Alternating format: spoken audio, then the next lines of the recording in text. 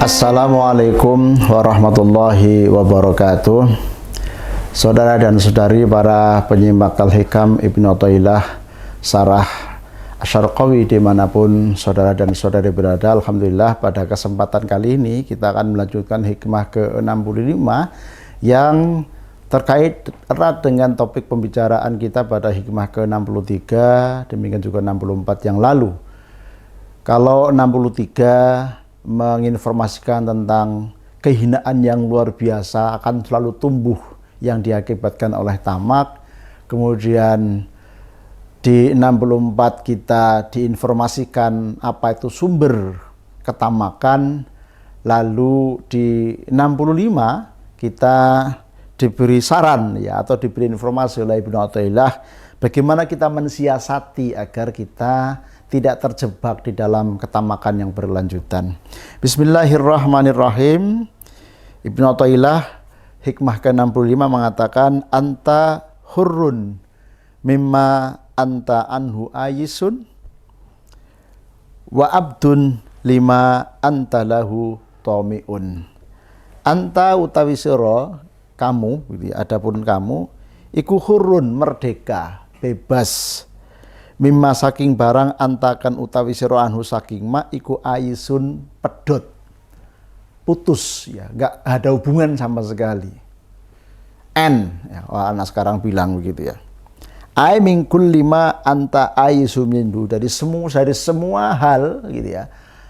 Ketika kita memiliki keterkaitan kita akan tergantung, tapi begitu kita putus ya dengan hal tersebut maka kita akan merdeka, kita akan bebas. Nanti penjelasannya berikutnya, wa abdun dan hamba, kamu menjadi budak ya. Lima bagi sesuatu ya, lima kadue barang antakang utawi sira lahu maring ma iku tamiun tamak rakus. Sebaliknya kalian akan menjadi budak dari sesuatu yang kamu tamak terhadapnya. Jadi ini saya kira menjadi satu siasat ya, menjadi salah satu resep yang disampaikan oleh Ibnu Athaillah bagaimana kita mampu paling tidak meminimalisir ya, karena kita menghindari itu juga tidak mungkin, karena dalam hikmah ke-64 yang lalu sudah dikatakan tidak ada yang bisa lepas dari tamak kecuali ahli wirai sama ahli qanaah. Kayaknya kita nggak level itu deh itu kan. Jadi tampaknya kita masih ya in between ya, kadang waras, kadang kemudian juga muncul penyakit ya, penyakit hati maksud saya gitu. Sehingga otomatis kita dengan mencermati hikmah ke-65 mudah-mudahan mampu tadi ya memutus mata rantai ketamakan tadi agar kita bebas dari rasa tamak dan tadi tidak menjadi hamba bagi sesuatu yang menjadi keinginan kita. Ai likulli ma anta tami'un fihi, maksudnya adalah kita menjadi hamba dari segala sesuatu yang kita tamak terhadapnya.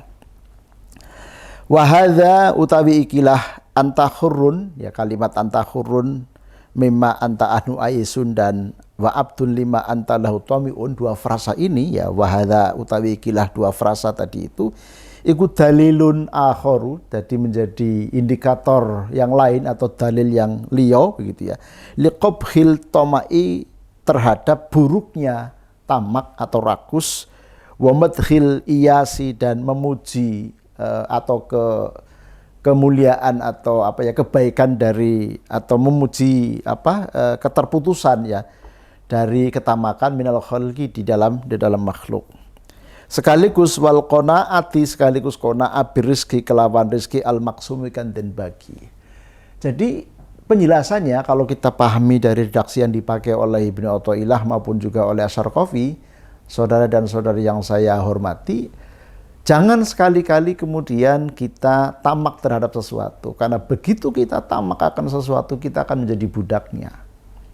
Jadi ketika kita akan rakus dengan kekuasaan, misalnya rakus dengan duniawi, rakus dengan berbagai macam prestis, atau saya pernah mengistilahkan kemarin hungry of popularity ya, rakus akan popularitas ya, maka kita selamanya akan menjadi budak dari popularitas. Katakanlah karena kita terbiasa ya haus dengan popularitas, sehari saja nggak diwawancara wartawan itu sudah sakit kan itu kan, karena sudah menjadi apa ya, tadi kita sudah menjadi budak dari ketenaran, budak dari popularitas. Oleh karena itu, menjadi apapun kita, ya, tidak ada halangan sama sekali, asalkan nawaitunya itu yang mesti harus diperbaiki, yakni untuk khidmat sekaligus difungsikan sebagaimana mestinya dalam hal yang bersifat kebaikan. Oleh karena itu kembali kepada penjelasan begitu ya. Wa bayanuhu, saya lanjutkan syarahnya, wa bayanuhu lan utawi penjelasane kalimat yang tadi, hurun mimma anta anu ayisun dan abdul lima anta lautamiun, annat toma'a, bahwa sesungguhnya ketamakan, kerakusan, fisyai terhadap sesuatu, itu ubudiyatun lahu, menjadi penghambaan ya. Jadi ketika kita haus akan sesuatu, rakus akan sesuatu, katakanlah kita rakus akan prestis begitu ya, maka kita selamanya akan menghamba kepada prestis. Ketika kita rakus terhadap harta benda, maka selamanya kita akan menjadi budak dari harta benda. Ketika kita rakus dengan haus akan jabatan, maka kita juga akan menjadi hamba dari jabatan. Berbagai macam cara ditempuh untuk mencapai itu, sehingga kita menjadi kehilangan akal sehat. Oleh karena itu, sekali lagi saudaraku yang saya sangat hormati, apa yang kita fahami kemarin di hikmah ke-64, yakni tamak menjadi penyebab angan-angan begitu ya, mimpi yang tidak rasional ya, yang menyalahi akal sehat itu menjadi sebab utama dari sebuah ketamakan. Lalu di hikmah ke-65 ini kita diminta untuk mampu memanage bagaimana manajemen diri itu bisa berjalan dengan lebih baik. Kama annal yaksa ya. Sebagaimana pedot begitu ya, minasyai atau putus dari sesuatu, iku hurriyatun minhu, yang membebaskan kita dari sesuatu. Jadi kalau kita putus, kita tidak lagi ada kaitan dengan apapun ya. Atau katakanlah begini, kalau kita sama sekali tidak menjadikan jabatan itu segala-galanya misalnya, maka kita tentu tidak akan terbebani begitu ya. Diberi amanah, alhamdulillah dijalankan dengan baik, tidak akan pernah berebut, apalagi sampai kemudian menghalalkan segala cara. Demikian pula hal-hal sifatnya duniawi, rizki yang dianugerahkan Allah kepada kita harus kita syukuri.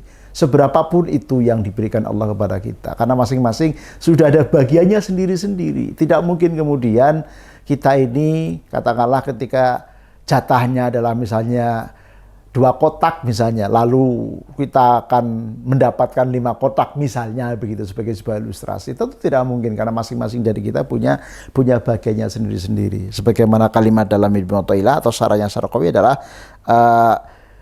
rizqu al-maqsumu, rizki yang memang sudah dibagi-bagi oleh Allah kepada kita. Annat toma'ah fi syai'i ubudiyatun lahu, bahwa saja tamak akan sesuatu, rakus akan sesuatu, menjadikan kita menjadi hamba dari sesuatu, itu menjadi budak dari sesuatu.